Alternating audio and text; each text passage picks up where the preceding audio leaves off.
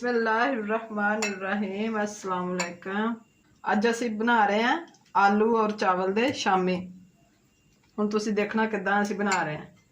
इहदे च पा रहे हैं जीरा आधा चम्मच,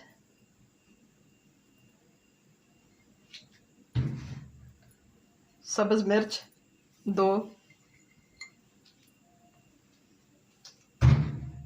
हुण असी पावांगे इहदे च नमक अपने खाने के मुताबिक।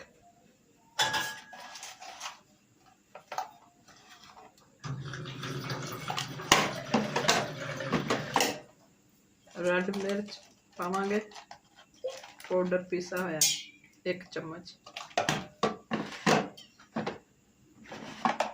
एक दादड़ मिर्च,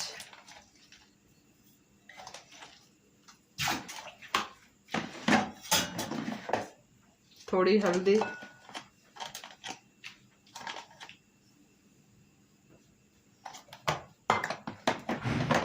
पीसा धनिया 1 चम्मच।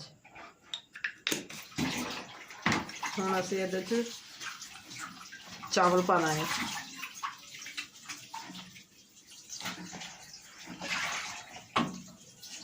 एक प्याली चावलों की है।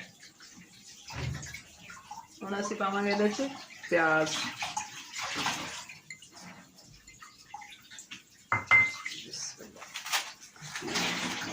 हुण असीं पावांगे इहदे च सब्ज़ धनिया,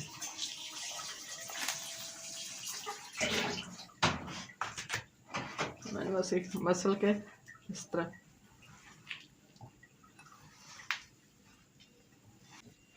एक कांडा असीं अमल करांगे इहदे च।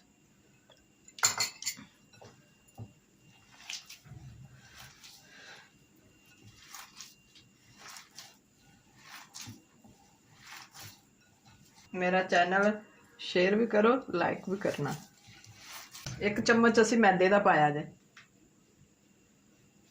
सिर्फ 1।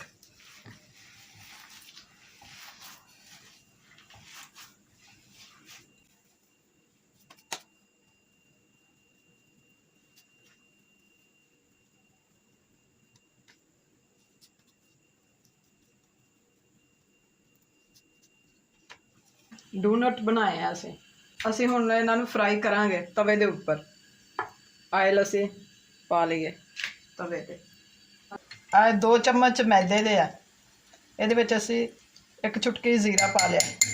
डबर रोटी है पीसी हुई, ते ए साडे आलू दे जिहड़े असी शामी बना रहे हैं। पहले मैदे च डिप करना है,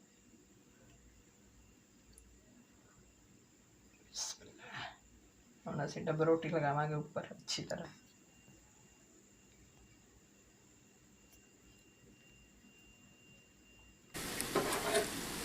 हुण असी इत्ते डबर रोटी लगाती है। हुण तुहानूं दिखाने उल्टा के।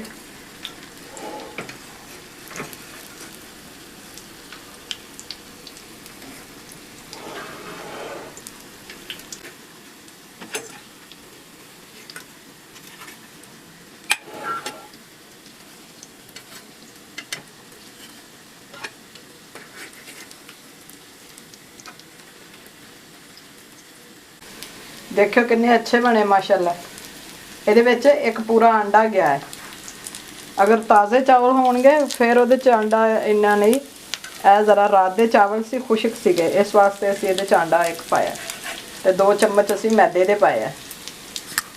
कढ़ाई विच ते भी बना सकते जे, तवे ते भी बना सकते जे।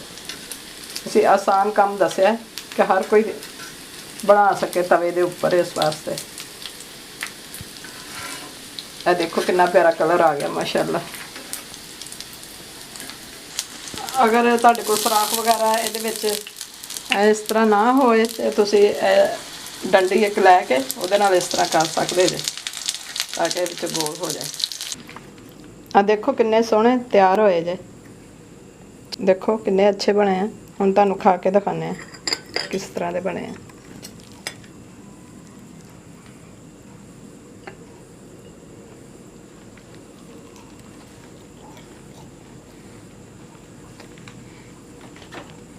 माशाल्लाह बहुत मज़े दे बने हैं, बहुत ही अच्छे हैं।